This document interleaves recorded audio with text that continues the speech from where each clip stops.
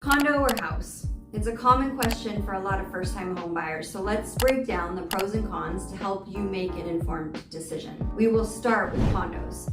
One of the most significant advantages is the low maintenance. Forget about mowing that lawn or fixing that roof. Condo associations typically handle exterior repairs and upkeep. Then there is the allure of amenities. Many condos offer gyms, pools, social spaces, all to enrich your living experience without you even having to leave the premises. Location is often a perk in a condo. Condos are often situated in urban centers, putting you close to entertainment, work, dining, and potentially shopping. But condos can come with a downside.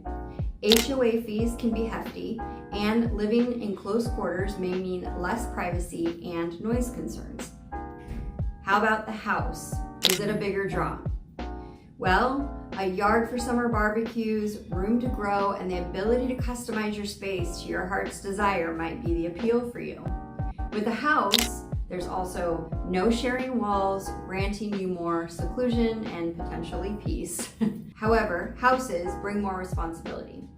Maintenance, both inside and out, falls squarely on your shoulders, and while you might have a garden, you are the one who needs to tend to it. Also, houses, especially in desirable areas, can come with heftier price tags and higher property taxes. In the end, it's about lifestyle. If you value convenience of urban living, a condo might be a good match. But if you desire space and autonomy, then a house might be what's calling your name. The choice is personal, and the reflection of your priorities and your vision for the future is important.